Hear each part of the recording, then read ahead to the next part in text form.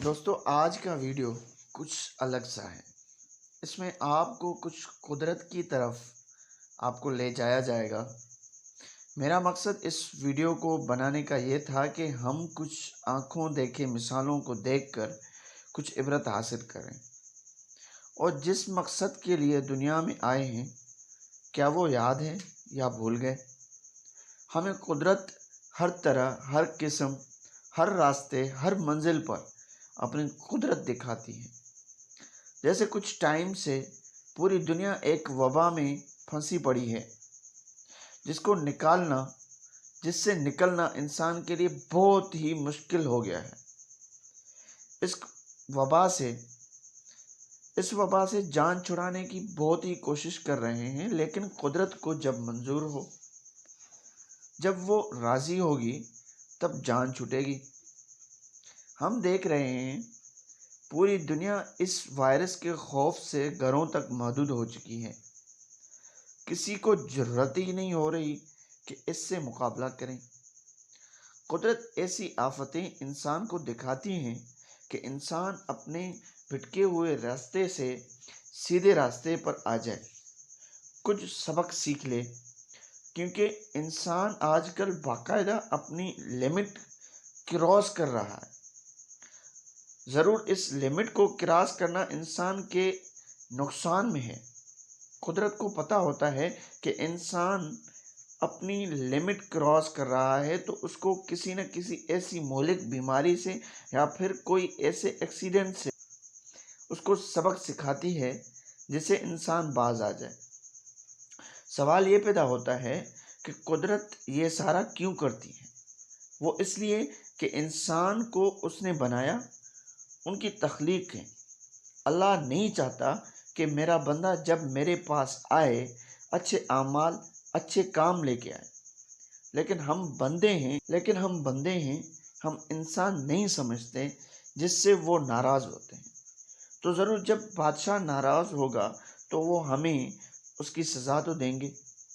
ये उसूल कुदरत के पास है। तो मैं अपने वाक़े की तरफ आता हूँ। 29 अगस्त 1952 यानी पाकिस्तान बनने के 5वें साल को पाकिस्तान के गवर्नर जनरल गुलाम मोहम्मद फौत हो गए थे। उनकी वसीयत थी कि मैं जब मर जाऊं तो मुझे सऊदी अरब में दफनाया जाए। जब उनका इंतकाल हुआ तो उन्हें अमानतन कराची में किसी जगह दफनाया गया। तो कुछ अरसे के बाद उनकी वसीयत के मुताबिक उनके जिस्म को जस्ते खाकी को सऊदी दफनाने के लिए उनकी कब्र कुशाई की गई। उनके जिस्म को निकालने के लिए उस टीम में एक डॉक्टर, फौजी अफसर और एक पुलिस एहलकार, 2 गोरखिन और गुलाम मोहम्मद के करीबी रिश्तेदार उस कब्र कुशाई के लिए कब्रिस्तान पहुंचे। नाज़रीन, जब गोरखिन ने जैसे ही कब्र खोदी और तख्ते हटाए तो ताबूत के गिर्द एक सांप चक्कर लगाता दिखाई दिया। गोरखिन ने लाठी से उस सांप को मारने की कोशिश की, मगर वो हर वार से बच गया। पुलिस वाले ने अपनी पिस्तौल से 6 गोलियां दाग दी, मगर सांप को एक भी गोली न लगी। डॉक्टर की हिदायत के मुताबिक एक जहरीले स्प्रे का बंदोबस्त किया गया। उस स्प्रे का उसके ऊपर छिड़काव किया गया और छिड़काव के बाद उस कब्र को आरजी तौर पर बंद कर दिया गया। 2 घंटे के बाद जब नाजरीन कब्र खोली गई तो सांप उसी तरह तेजी से कब्र में चक्कर लगा रहा था।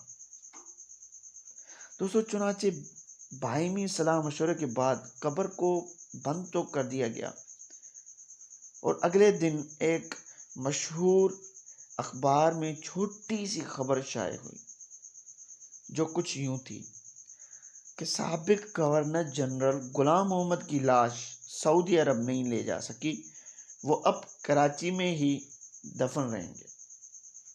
दोस्तों, हमें चाहिए कि हम अपने अल्लाह को याद करते रहें, उनके बताए हुए रास्ते पे चलने की कोशिश करें, क्योंकि ये दुनिया किसी की नहीं है, ये बेवफा है।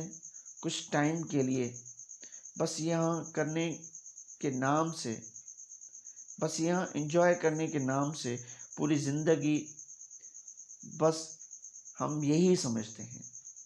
बस जो कुछ है, ये दुनिया है, इसमें ही सारी ज़िंदगी रहना है।